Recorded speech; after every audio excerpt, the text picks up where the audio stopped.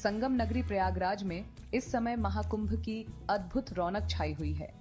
करोड़ों श्रद्धालु यहाँ अपनी आस्था और विश्वास लेकर पहुंचे हैं। लेकिन क्या आप जानते हैं, यह दिव्य परंपरा सिर्फ आस्था की कहानी नहीं है, बल्कि इसके पीछे छुपी है एक रोमांचक और अद्भुत कथा, श्राप से वरदान तक की यात्रा की कथा। कहानी शुरू होती है स्वर्गलोक से, जहां हर तरफ सुख, शांति और समृद्धि थी। देवताओं ने दानवों को पराजित कर अमरावती में अपना साम्राज्य स्थापित किया। लेकिन इस विजय के बाद देवताओं के मन में अभिमान घर करने लगा। इंद्र, जो देवताओं के राजा थे, अपने कर्तव्यों को भूलकर राग रंग में डूब गए। इसी बीच देवताओं की लापरवाही को दूर करने के लिए ऋषि दुर्वासा ने उनसे मिलने का फैसला किया। रास्ते में उनकी भेंट हुई देवर्षि नारद से, जिन्होंने उन्हें दिव्य वैजयंती पुष्पमाला भेंट की। यह माला इतनी दिव्य थी कि तीनों लोकों में इसकी सुगंध फैलती थी। ऋषि दुर्वासा ने सोचा, इंद्र को यह माला भेंट करूंगा और उन्हें सही राह पर लौटने की प्रार्थना करूंगा। लेकिन देवताओं के अभिमान ने विनाश का बीज बो दिया।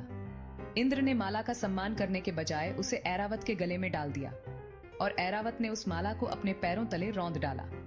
यह देखकर ऋषि दुर्वासा क्रोधित हो गए। दुर्वासा ऋषि ने इंद्र को श्राप दिया, तुम्हारा ऐश्वर्य और लक्ष्मी दोनों छिन जाएंगी। और ऐसा ही हुआ। स्वर्ग उजड़ गया, दानवों ने इंद्र को पराजित कर दिया और तीनों लोकों पर अधर्म का अंधेरा छा गया। देवताओं को अपनी गलती का एहसास हुआ। वे श्रीहरि विष्णु के पास गए, जिन्होंने उन्हें समुद्र मंथन का उपाय सुझाया। देव दानव मिलकर मंथन करने लगे और इस मंथन से अमृत का जन्म हुआ। अमृत की बूंदें 4 पवित्र स्थानों पर गिरीं: हरिद्वार, उज्जैन, नासिक और प्रयागराज। यही कारण है कि यहाँ महाकुंभ का आयोजन होता है। ये सिर्फ स्नान नहीं, बल्कि मानवता को नीति और नैतिकता की शिक्षा देने वाली परंपरा है। यह बताती है कि अभिमान चाहे कितना भी बड़ा क्यों न हो, विनाश का कारण बन सकता है और आत्मशुद्धि का मार्ग ही सबसे बड़ा समाधान है। तो दोस्तों, महाकुंभ केवल धार्मिक आयोजन नहीं, बल्कि एक दिव्य संदेश है। आइए इस परंपरा को समझें, इसका सम्मान करें और इसके माध्यम से जीवन को सार्थक बनाएं।